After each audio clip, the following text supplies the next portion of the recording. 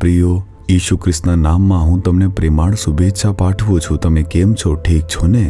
એવું લાગે છે કોઈ ચર્ચમાંથી બોલી રહ્યા છો. શું તમે આમ વિચારો છો?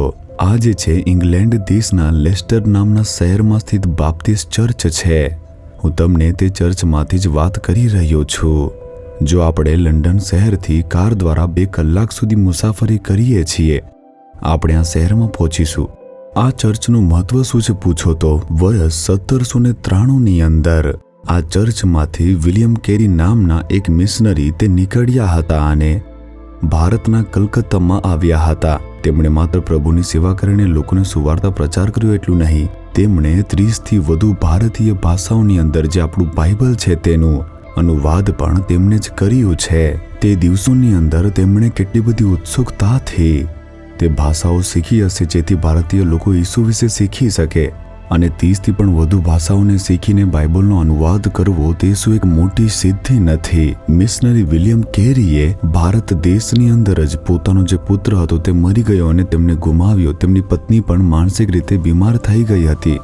આવા ઘણા બધા સંઘર્ષો હોવા છતાં તેમના ઈસુ પ્રત્યેના પ્રેમના કારણે અને ભારતના લોકો પ્રત્યેના પ્રેમના કારણે તે ત્યાં જ રહીને પ્રભુની સેવા કરી હતી. તેમનું મૃત્યુ પણ ત્યાં થયું, દફનાવવામાં આવ્યા. તેમણે શિલોંગમાં એક વિશાળ યુનિવર્સિટીની સ્થાપના કરી હતી. તેમણે કોલેજોની સ્થાપના કરી, બાઇબલ કોલેજોની પણ સ્થાપના કરી છે.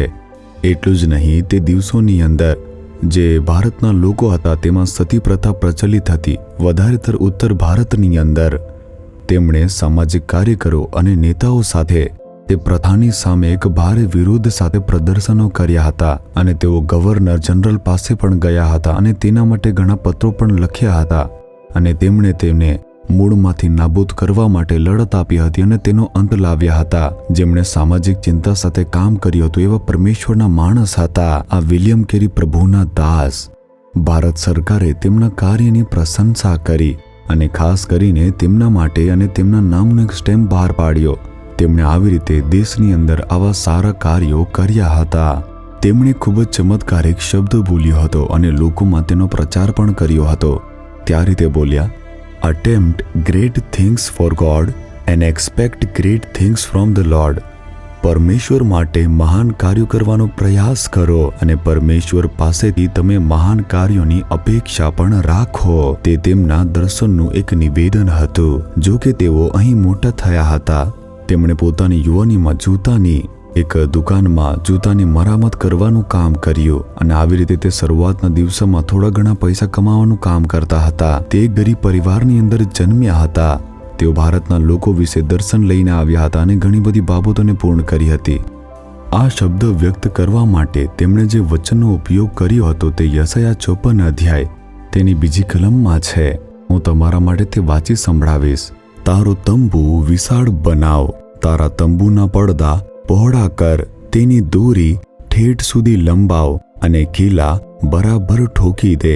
કારણ કે તું તારી સરહદો ચારે બાજુએ વિસ્તારીશ. તારા વંશજો બીજી પ્રજાઓના તાબા હેઠળના પ્રદેશો કબજો કરશે અને વેરાન નગરોને વસતા કરશે.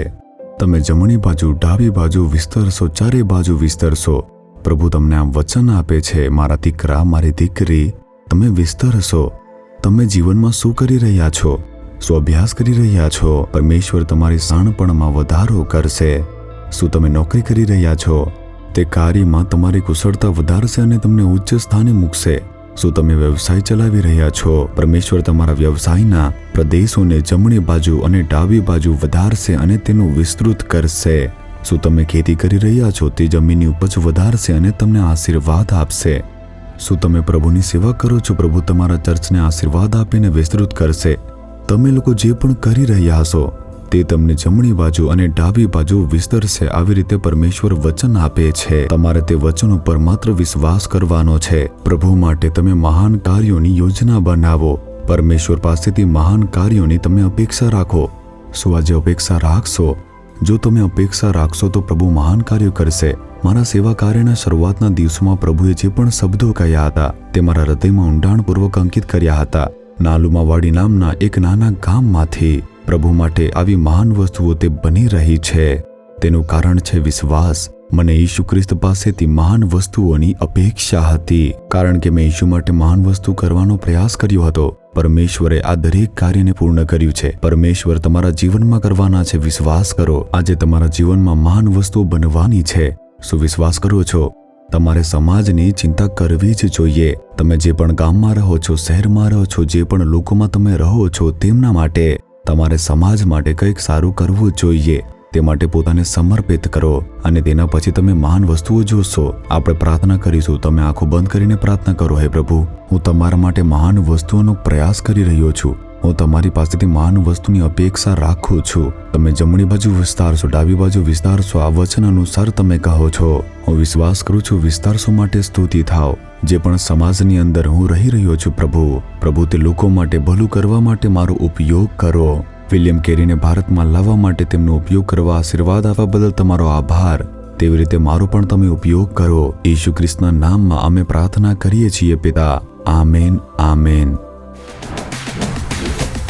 જીસસ રીડીમ્સ ગુજરાતી યુટ્યુબ ચેનલને સબસ્ક્રાઇબ કરો. દરેક નવા કાર્યક્રમની માહિતી મેળવવા માટે બેલ આઇકન પર ક્લિક કરો.